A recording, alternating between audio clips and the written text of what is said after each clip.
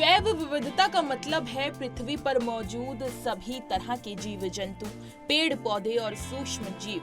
जैसे भारत में अलग अलग भाषाएं, धर्म और संस्कृतियां हैं, वैसे ही प्रकृति में अलग अलग तरह के जीव जंतु और पेड़ पौधे हैं। जैसे हम सब मिलकर समाज बनाते हैं, वैसे ही प्रकृति में सभी जीव एक दूसरे से जुड़े हुए हैं। जंगल, पहाड़, नदियां और समुद्र, ये सब प्रकृति का खजाना है। इन्हें बचाना बहुत जरूरी है, न सिर्फ जानवरों और पेड़ पौधों के लिए, बल्कि हम इंसानों के लिए भी। इसलिए 2022 में दुनिया भर के देशों ने मिलकर वादा किया था कि 2030 तक हम धरती के 30% हिस्से को बचाएंगे, जिसमें जमीन और पानी दोनों शामिल हैं। ये वादा Kunming Montreal global biodiversity framework का हिस्सा है। प्रकृति को बचाने के लिए हम क्या कर रहे हैं, इसका हिसाब किताब रखना भी जरूरी है।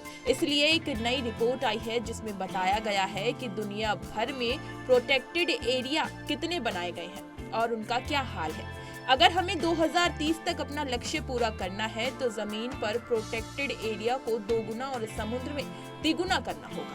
2020 के बाद से समुद्र में प्रोटेक्टेड एरिया बढ़ाने में थोड़ी तेजी आई है, लेकिन ज्यादातर काम देशों के अपने समुद्री इलाकों में हुआ है। अंतर्राष्ट्रीय समुद्री इलाकों में तो अभी बहुत कम काम हुआ है। ये पता लगाने के लिए प्रोटेक्टेड एरिया कितने असरदार हैं, इसकी पूरी जानकारी भी नहीं है। दुनिया की सिर्फ 5% जमीन और 1.3% समुद्री इलाके ऐसे हैं जहां प्रोटेक्टेड एरिया के प्रबंधन का आंकलन किया गया है। प्रकृति को बचाने के नाम पर खानापूर्ति की जा रही है। प्रोटेक्टेड प्लैनेट रिपोर्ट 2024 के मुताबिक जिन जगहों पर जैव विविधता को सबसे ज्यादा खतरा है, वहां तो सिर्फ 20% ही प्रोटेक्टेड एरिया बनाए गए हैं।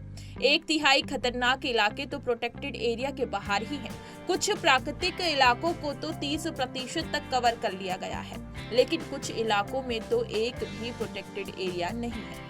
इससे कुछ जीव जंतु और पेड़ पौधे तो सुरक्षित हैं, लेकिन कुछ खतरे में हैं। सिर्फ 8.5% जमीन ऐसी है जो प्रोटेक्टेड भी है और जहां जंगल और दूसरे प्राकृतिक इलाके आपस में जुड़े हुए हैं। प्रोटेक्टेड एरिया के अलावा आदिवासी इलाके भी प्रकृति को बचाने में अहम भूमिका निभाते हैं। ये इलाके दुनिया की 13.6% जमीन पर फैले हुए हैं, मगर बहुत कम प्रोटेक्टेड एरिया ऐसे हैं जहां आदिवासी लोगों को प्रबंधन में शामिल किया गया है। सिर्फ 4% इलाके ऐसे हैं जो आदिवासी लोगों द्वारा प्रबंधित हैं। प्रकृति को बचाने का लक्ष्य मुश्किल है, मगर नामुमकिन नहीं है। 2030 तक धरती के 30% हिस्से को बचाने का जो लक्ष्य रखा गया है, उसे पूरा करना आसान नहीं है, लेकिन अच्छी बात यह है कि अभी भी उम्मीद की किरण बाकी है। दुनिया भर के देशों ने प्रकृति को बचाने के काम में तरक्की नापने के लिए एक जैसा तरीका अपनाने का फैसला किया है। इससे सब देश एक ही दिशा में काम करेंगे और ज्यादा असरदार तरीके से लक्ष्य हासिल कर पाएंगे। प्रकृति को बचाने के लिए सिर्फ वादे करना ही काफी नहीं है, उन वादों को पूरा भी करना होगा। प्रोटेक्टेड प्लैनेट रिपोर्ट में जरूरी कुछ बातें बताई गई हैं जिन पर ध्यान देकर हम प्रकृति को बचा सकते हैं।